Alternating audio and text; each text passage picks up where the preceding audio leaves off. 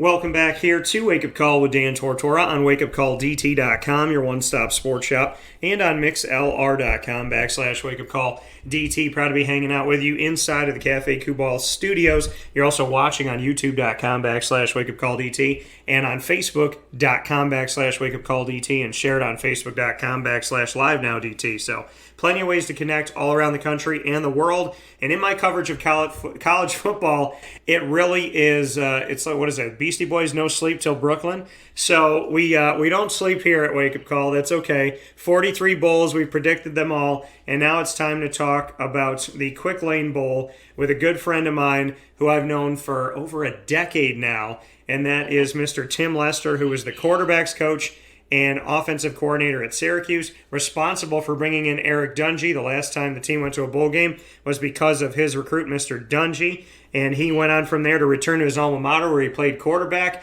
at Western Michigan after a couple places in between, and he's been with Western Michigan for the last few seasons. They're now in a bowl game up against Nevada here at the Quick Lane Bowl, and I'm very excited. That game is going to be at Ford Field in Detroit at 11 a.m. on ESPN, December 27th. And with that being said, I welcome in my good friend Tim Lester. Mr. Lester, how are you? I am great. Dan, how are you, man? I'm doing very well. And can I tell you that I still have, you know how people have, the kind of aftershocks of something negative? Well, I have the aftershocks of something positive, that I'm still remembering your trick play last season when I was sitting on the edge of my seat and you guys were down by double digits and came back and won the game. I'm remembering the onside kick with the kicker and punter running at the ball. I'm remembering the score before that and the fake spike. I just have to reminisce about that on a year anniversary, that was one of the greatest football moments I've ever seen coming from one of my favorite offensive minds. Yeah, it was, we said we've had that play. It's called Spike It, which is, we give the international sign for we're going to spike the ball and fake it and throw the fade. And we haven't run it again, but we've been practicing for 20 years, and there's a right time to run it, and the guys have to have confidence in it. And, the pressure was on those guys. They went out. I think we were down 10 with 40-some seconds left and came back and won a game.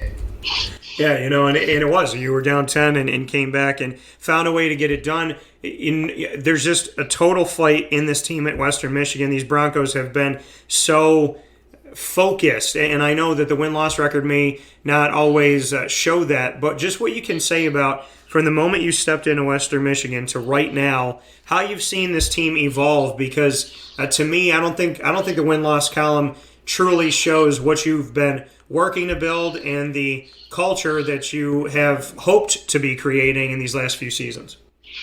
Well, we've been doing a good job. It's been obviously, I think it's been 5 years now, and we've getting better every single year. We're sitting here at 7-5, and biggest thing for us this year is just turnovers. I mean, we were leading the country in turnovers after 5 weeks, had the best turnover margin. We beat Pitt at Pitt, which was a huge win for us, and I think it was 44-42. It was a shootout game, and had the chance to play against, obviously, Pickett, some of those guys. And so it was it was a great year, had a couple of big wins, and our losses, we turned the ball over. We don't turn the ball over. We're really good team. And hopefully we can get to 8-5 and continue to build, So we've won more than we've lost, and we've been bowl eligible every year, but obviously our goal is to win one of these things, and we've been right there, and we just got to continue to grow. Can't sit back and say, we're playing good. We got to be great, and that's what we're here to do. Yeah, and speaking here with Tim Lester, the Western Michigan Broncos head football coach, looking at these 5 seasons, this being the 5th in 2021, you've had either 500 or better every single season. 6-6 in 2017. 7-6 in 2018 and 2019, 4-2 in the COVID year, and 7-5 this year. You have not had a losing season, and since that 500 season in your first season back to your alma mater, it's been on the winning side of things, above 500, above the equator line. Just what that means to you, knowing that in college football, no matter what conference or what team you have, it's very difficult to stay on the winning side of things consistently. And like you said, you've been able to come in and improve over these 5 seasons. I think that's the key. Is that it's really hard to build consistency with coaches and now the portal, and we've been lucky enough to run a program that our guys enjoy being a part of the program. They understand our goals and our ambitions, and we really focus on growing the student athlete and helping them, realize their dreams. And we had 2 guys drafted last year. We have more guys in the NFL than anyone in the Mid-American Conference. And if you put us in the Big Ten, I think we'd be in the top half of the Big Ten as far as people that are playing on Sundays now. So we've been doing a good job of developing each athlete. That's what they want. That's what they want when they go to college. They want that dream, and they want to realize that dream. And as a program, we want to realize the championship dream. And we're 3 points away twice now in 5 years. We're in the final game and lost 2 close games that would have put us into the championship game. And the consistency really it's hard to come by nowadays. And, I think that's where you have to lean on your culture to continue to come back and keep swinging. And we've been able to do that, and we got to break through one of these times. And looking at your culture, like you said, you can win on culture, you can lean on culture. What is this culture that you've been building? How would you describe maybe the foundational pillars of the culture that you have tried to create, and not just create, but create and sustain at Western Michigan? Well, we have 3 our core values, and the players came up with this. So we brought a company in that I'm really good friends with the owner of it, and they work with 26, I want to say, or 27 of the NFL teams, and they help you build the culture. And the players were very much involved early on, and family, commitment, growth are our 3 big pillars. And family obviously is caring about one another, and the commitment is the commitment to the team and to yourself. And then the last one is obviously the growth. And we always say it's easier to move 3 bricks 10 miles than 10 bricks 3 miles. So those are the 3 things we focus on. It makes decision making really easy, is when I have something in front of me, is if the decision is in line with those 3 values, then I say yes. And if it's not, I say no. And it makes it very clear. And these student athletes nowadays are really smart. And you need to be bluntly honest with them and tell them, what our plan is, why we're doing everything, why we're running this drill, why we've practiced spike it for 4 years before we actually ran it in a game and it won us a game. And I think over time, when a lot of other programs aren't consistent, then it continues you keep going up the ladder. And, we have a chance, obviously, in this game to have our best season we've had in a long time and win our second bowl game in the history of the school. And hopefully we lead that into the offseason and have another great year next year. And for those who don't know, speaking here with Tim Lester, the head football coach at Western Michigan with the Broncos, like you said, the team in history, Western Michigan's only won one other bowl game in all of its time as a football program. Let everybody know a little history lesson here when that was. That was in 2015. We won it, and then went undefeated the next year. So, it does matter. How you finish the season matters. I always tell the guys, everyone's got that side. Everyone has a side view mirror on their car, and I always say, what does it say? It says objects in the mirror are closer than they appear. The future is now. Everything's closer. A lot of teams kind of turn it in at the end of the year. We obviously went out and played Northern in our last game. We played probably one of our most complete games and got a win. And they went on to become the champions and went to the championship game and won it. But, we took care of business that week, and hopefully we can get to 8 this week. And learning from the past, that can lead you into the offseason and hopefully lead us into next fall. And I think it's kind of interesting that the only bowl game that's ever been won in the history of Western Michigan, like you said, was back in 2015, and it was the Bahamas Bowl, where your former head coach that hired you, Scott Schaefer, just played with Middle Tennessee as their D coordinator. Is there some irony to that world that's in Western Michigan history? I know you weren't back at Western Michigan when that happened with the Bahamas Bowl. It was a couple of years before you came back. But to know that that's the only bowl game they ever won, and to now see your former boss win that Bahamas Bowl as part of the Middle Tennessee staff? Yeah, I was fired up for Shafe. I gave him a call after the game and congratulated him. And, bowl wins are tough. Every team you play obviously is going to have a winning record and be a solid team. And games are hard to win. So you have a team with a winning record. That's a solid football team. And our division this year was a very difficult division. We actually had a division, the MAC West this year. Every single team, all 6 teams were bowl eligible. And they all went to bowls. It's the first time since 2015 SEC West, I believe, had every single team in the division had a winning record. So it was a super competitive league. Northern ended up winning it. They did a great job. They won 7 games on the last possession. And so it was just one of those years like the NFL is. Every game comes on the last possession. It was a great challenge, and I'm sure it's going to be the same next year. You're going to the Quick Lane Bowl this year on Monday, December 27th, a couple days after Christmas. Bring me into the fact this is the 10th bowl game in 60 years for Western Michigan. So, looking at that and the fact that bowl games have been hard to come by in the 6 decades that Western Michigan's had a football program, just what it means to you that of those 10, you have 3 of them in your 5 seasons as the head coach. Yeah, it was, I think the biggest thing is just being able to keep it going. I mean, it was the tradition in our league, when Coach Fleck did a phenomenal job here and he moved on. And I mean, everything from looking at the history of our league, when that happens, normally that team in the next 3 years goes straight downhill. And I was very honest with my guys. I talked to them I showed them every team that had the same thing happen to them in the last 15 years and what happened to that team. And I said, we have to do something different than all these teams, or in 2 years, we're going to be 2-10, or 3-9. And so, we haven't won as much as we wanted to, but we've held it together. We've started growing, and hopefully we can finish it off with this game next Monday. And PJ Fleck had gone to 3 bowl games and had a 1-2 record. If you win this bowl game in the Quick Lane Bowl, you'll have the same record as he does in bowl games, and you will have gotten to 3 bowl games in the last 4 seasons, and he did that 3-4 as well. So you'll have a parallel there with PJ Fleck, just if that means anything to you. Well, yeah, obviously he's doing a great job. I mean, he's done a great job up in Minnesota, and he's a coach that I respect. And I knew that it was going to be tough coming here. It was great having great players, but trying to get them to buy in, especially when you're in close games, and it's really hard to do. And I watch teams in our league that have had coaches move on and struggle. Bowling Green's a good example. When Dino left and I think I forget the guy's name that took over, he didn't last very long because it went downhill fast, and it's really hard to do. And our guys have been able to hold it on, and now we're kind of past that and ready to write a new chapter. Yeah, and you guys going into this bowl game, obviously you as a former quarterback at Western Michigan, and looking at your seasons, 2,189, 2,160, 3,311, in your final season, 3,639 yards passing, 87 touchdowns to 49 interceptions in a career at Western Michigan. A lot of strong play by you, and like I said, 2 seasons with 3,300 passing yards or better. So the quarterback, I know, is a very important piece of everything you do and of your history. What can you say about Caleb in a season where he surpasses 3,000 yards, 21 touchdowns, and 5 interceptions?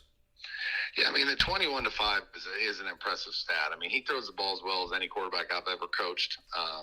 We brought him in here. He was one of the first recruits when we got here. And it's been fun I love quarterback play. I love evaluating them. I love recruiting them. Obviously you brought up Eric Dungy, another guy that I loved recruiting, and he's getting married this summer. So it's going to be taking a flight out west for that. It'll be fun to see him and celebrate with him. But it's just fun to watch these guys grow, and to watch Caleb throw for 3,100 yards and go 21-5. It was a great year, and he's got one more chance. And we're hoping he comes back. I think he's going to come back. I know a lot of scouts are talking about coming out, but I'm hoping he stays one more year, and then hopefully we'll let him go and live his NFL dream too. And then we turn the page and work on the next one. So it's the fun part of coaching quarterbacks. Yeah, and then on the rushing side of it, a well-balanced team. Not only do you have your quarterback taking care of business, but you have 2 running backs that have at least 160 attempts on the ground. And those 2 gentlemen, one has surpassed 1,000 yards, 1,004 for Sean Tyler, and then 836 for Ladarius Jefferson. Between the 2 of them, 19 touchdowns. Jefferson with 10, Tyler with 9 on the ground. Just what you can say about this balanced rushing attack with 2 guys that are 800-plus yards, as well as the fact of either 4.5 yards a carry or better, and having at least 9 touchdowns apiece. Both of these players look like they can be a strong starter on a team. You got 2 of them. Yeah, I think it's important to have 2. I mean, you got to rotate them to get through a season. Obviously, you can have an A and a B. I prefer to have a 1A and a 1B. Yeah. So you can have, if one guy goes down, you still have a guy, a workhorse. Last year we got banged up a little bit. Ladarius was our workhorse the last 3 or 4 weeks and did an unbelievable job. But, you just don't want their bodies to take too much beating, and they got to be unselfish to understand that you have two starting running backs. And And we have a third that's a pretty good back too that we get in there in certain times. So it really our offense has been a top 30 offense for 5 years now, and we've done a good job with our RPO game and keep putting the quarterback in good situations. That's half the battle when you're running an offense. If you can keep him out of, he's going to be in some. There's going to be times you're going to lean on him and tell him to go make a play and win a game, but trying to limit those situations for that guy and giving him a run game. I use Aaron Rodgers as a great example. Before Matt LaFleur, Matt actually played here at Western with me. We go way back, and when he got there, I knew he was going to give Aaron a run game because they pretty much were just counting on him to throw it 60 times a game. And since they've given him a run game, he's been the MVP. I want to say a season or two since he's been there. So it's been fun. When you have a great quarterback, give him a run game, can make him almost unstoppable. And that's something that we really focus on to make sure we can be good at both. Coming from Tim Lester here on Wake Up Call with Dan Tortora inside of the Cafe Kubal Studios, Western Michigan Broncos alum at quarterback as well as head coach here in his 5th season. Tim, before I let you go, you mentioned it in the MAC this season in the West where you are, Northern Illinois, Central Michigan, Toledo, Ball State, Eastern Michigan, and yourselves, Western Michigan, all had a record of 4-4 or better in the conference. So in your division in the MAC, nobody had a losing record, and like you said, everybody bowl eligible. Just what you could say about the strength of the MAC and the strength of the West and how the West pushed each other. It's not every day that you see really in any conference that everybody has an above 500 record in the conference. Or 500 or better, I should say. Yeah, super rare. I brought it up to the TV crew before our last game, and I said, I'm pretty sure this is going to happen. And he looked it up and sent me a text that, it was the SEC West in 2015, the last time an entire division of a Division I football league that was all had winning records, and it's just, there's a lot of good coaches. There's been a lot of continuity, and so it's a great league to be in as far as having to show up in every single game and you can get beat. There aren't a lot of teams, that are struggling that you can show up and just go through the motions. You got to be more consistent. It's something we're really working on because the team that's the most consistent is the one that's going to win the West. And the West, the West done really well in the championship game because I think it's really competitive. Iron sharpens iron, and we've done well in the championship game for that reason. So it's going to be a battle, and we embrace it. And not shying away from the battle this season. And you do this in non-conference play. You've done this since you got to Western Michigan. You push yourself in the non-conference to play against some very strong talent. 2 questions for you based on these 2 games. How good is Michigan, who's now in this season's college football playoff? So how good are the Michigan Wolverines with you having played them? And what can you say about getting a win over Pitt at Pitt, 44-41, knowing that they just won their first ACC championship, and they did it under Pat Narduzzi, as well as the fact they're playing in a New Year's Six Bowl right now. So 2 teams that you played non-conference are playing in big-time games. You got to win over Pitt, and you also got to see Michigan. So tell me about that win over Pittsburgh and just what that means for the program, and then how good is Michigan as we get set for the CFP? Well, obviously the Pitt game was a huge game, and we did a good job of getting turnovers, and Plitt still had a huge day. I don't think anyone really stopped him. We were just trying to slow him up, and we got him to throw a couple picks, got him to fumble once, and offensively we were extremely efficient. We kind of had them on their heels a little bit, and we were able to grind the ball. We got the ball with 4 minutes left and ran the clock out, which for a MAC team against an ACC championship team is tough to do. So we had a great game, and they didn't play terrible. It was just turnovers. Turnovers got them, and we were super efficient. And so they're a phenomenal team. We knew it, and we played really well, and we had to beat them. And so it was a huge win for us in our program. And then Michigan, I thought we played a really good quarter and a half. That Aiden Hutchinson guy, man. I've told a lot of people that when we were at Syracuse, or when I was at Syracuse, and we played Aaron Donald, it was really the last time that I saw a defensive lineman take a game over. Where there was nothing we could do. We did everything we could to throw away from him, run away from him, make sure he's double teamed on almost every play, and still it didn't matter. And Aiden was the same way. Late in the second quarter, I think it was 17-10 or something like that against Michigan, and Aiden took over. They did a couple good things. Their new D coordinator, who's done a phenomenal job, did a couple things moving around a little bit, made it harder for us to get 2 bodies on him, and he took over. I mean, he dominated us the second half of the second quarter and into halftime, and got out of hand in the second half. But that guy, I love watching him play. Whenever I watch Michigan play, I don't even watch it. I'm just watching him and watching some of the things he does, and watching him against Ohio State was unbelievable. And just a special player, and he's obviously played well enough, and teams rallied around him, and I'm excited to watch him in the playoffs. And final point here with Tim Lester, you have your Quick Lane Bowl in Detroit at Ford Field, December 27th on a Monday, 2 days after Christmas, 11 a.m. Eastern Time on ESPN. You'll take on Nevada, who has an 8-4 record this season. What can you say about what you've seen from Nevada as you get set for your extra game here in bowl season? Yeah, they're an extremely explosive team. It's a really unique bowl game. This is a 2021 bowl game. And I say that in a way where I'm talking about, their head coach took the job at Colorado State. He took half the offensive staff with him. They've hired a new coach who's not coaching in the bowl game. They have 15 guys that got on the portal. Their quarterback is an unbelievable player who's not playing. So it's really unique. I mean, they're an air raid team, and man, they're top 5 in the country in passing, and but their backup quarterback's playing, and 5 of their wideouts are on the portal or not playing. So it's going to be really interesting to see what they come out and do. They got really good players. They're physical.